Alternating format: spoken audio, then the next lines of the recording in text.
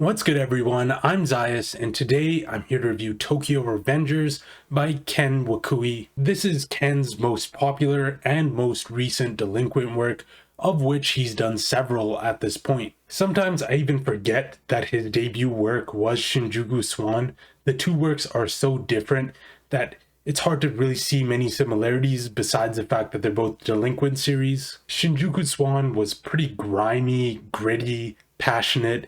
It was pretty funny at times too. I really enjoyed it, but when it came to works after like Desert Eagle and Sekisei Inko, they did have some promising ideas, but it felt like they ran out of ideas rather quickly and they were pretty rushed, so I found they were just okay. Tokyo Revengers is a very unique work. I don't think anyone has ever written a series about time traveling delinquents before, and this just so happened to be one of the most popular delinquent series of all time. It does make sense, however, because when Ken talked to his editor, the first idea they had for this series is a Furio series with a more universal appeal. And it works, for a little while at least, because the initial parts of this series can be fun with mysteries related to the time travel that Takemichi is experiencing, alongside with other fun things like the camaraderie, the honor, the pride that these delinquents show. At first, some of these characters are pretty likable too.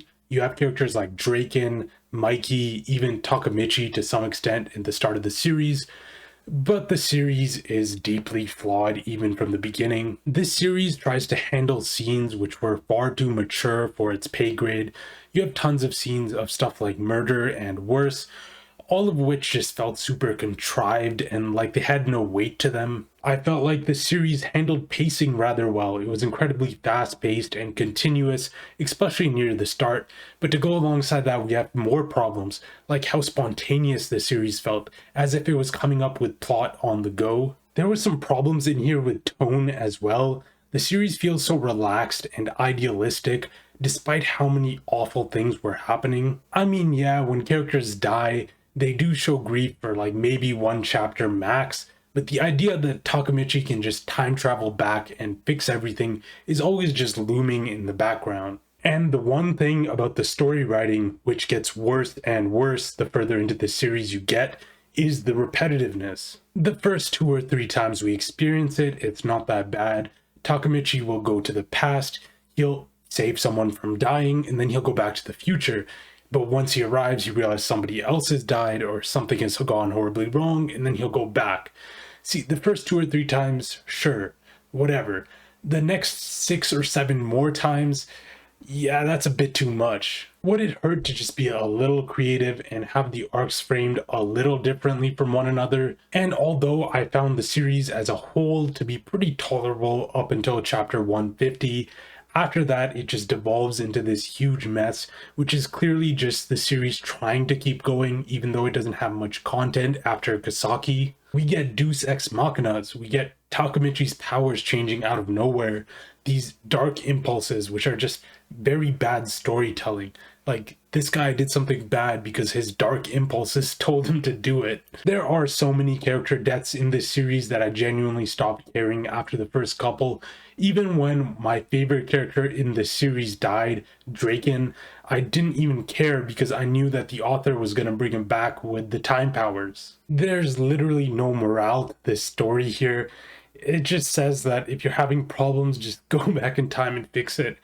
And everything that happened during the series didn't even end up mattering after the conclusion because they go to a completely separate timeline. So in the beginning, there were things I did like about the story writing, but as you continue on in the series, it gets worse and worse, and it's ruined by all these contrived scenarios and terrible decisions. When it comes to characters, things aren't much better. Draken is the only character that I ended up liking from start to finish in this manga. His backstory is a lot more believable and fleshed out than the other characters, and he's a generally upstanding and pretty cool character. Other characters get worse as the series continues, or are just awful from the point they're introduced. Takemichi did show some potential at first, and I did kind of like him, but he never really got much development past the first arc or two. His main trait is being stubborn and unwilling to give up, even if he's not very physically strong,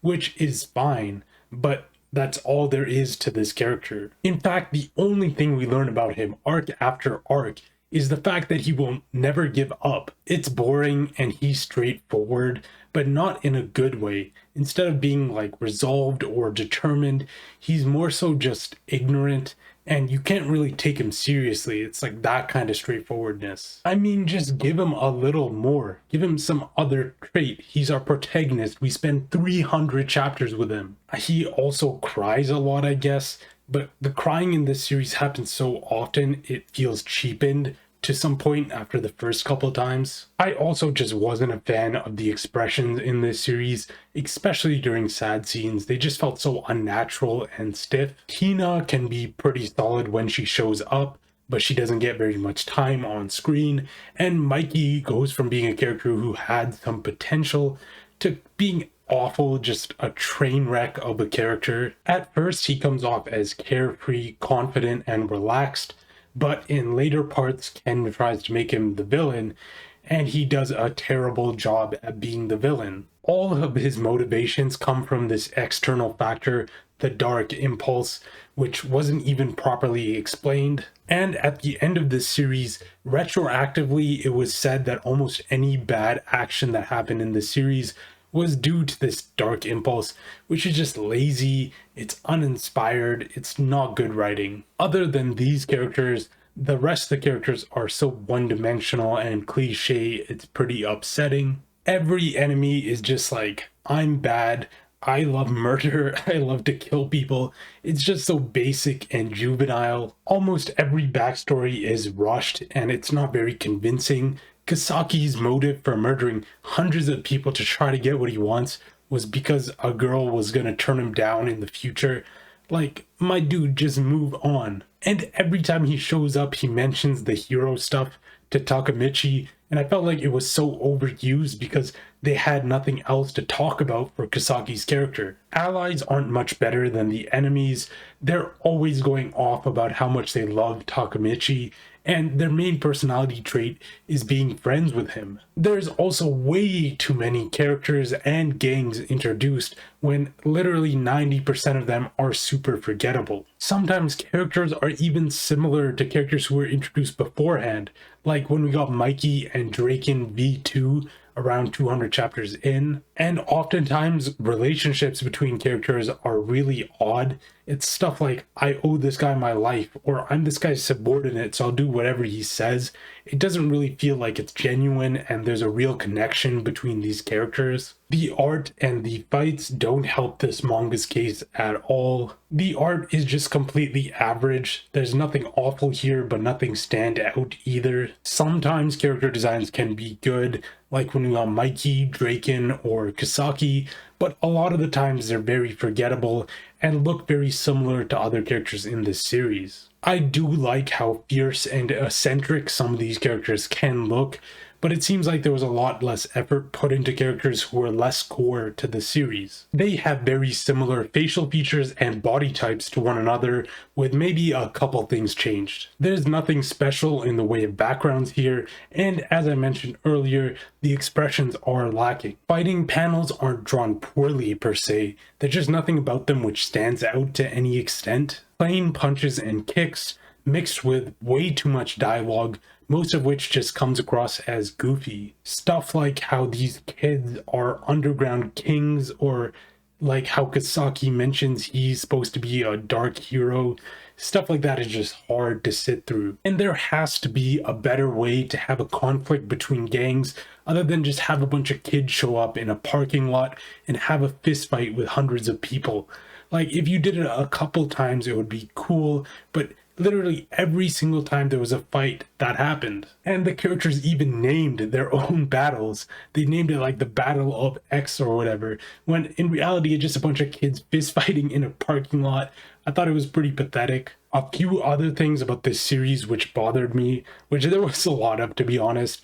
The ending of the Kasaki arc felt like the author just tried to dig himself out of a hole that he wrote himself into. He was like, I can't have Takamichi kill him because Takamichi's a good person, so let's just use a car because if I leave him alive, he's going to create more problems. It's almost like the ending to part 4 JoJo's if the ending to part 4 JoJo's was absolutely awful. There are some problems and even some plot holes which are caused due to all this time traveling happening. For one, time travel is just so overused, it leads to the repetitiveness that I talked about earlier.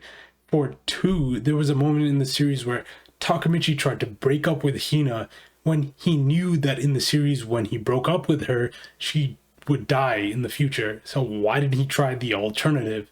There's just a few things in the series which weren't explained very well. Also, everyone acts like it's so natural that this guy can time travel, even though it should be a really big deal. And on top of that, the explanation we get behind this time travel is so half-assed. Yeah, I mean, this homeless guy could just time travel for some reason. I don't know.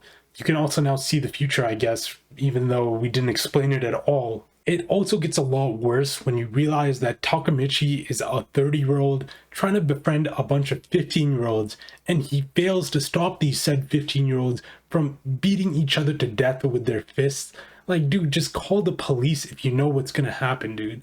Like, I don't know. The ending to the series is literally just fan service. It's very convenient, and the entire series just feels like a waste because of it. Early on in the series, the ideas are fresh, so I'd say maybe it was slightly above average, but then once you get to chapter 150, it definitely gets to below average due to all this repetitiveness, and by the time you get to chapter 200, the series is just trying to grasp onto anything to keep going, and it's just awful, like a horrible mess. I'm feeling like a light to decent 3. Thank you everyone for watching.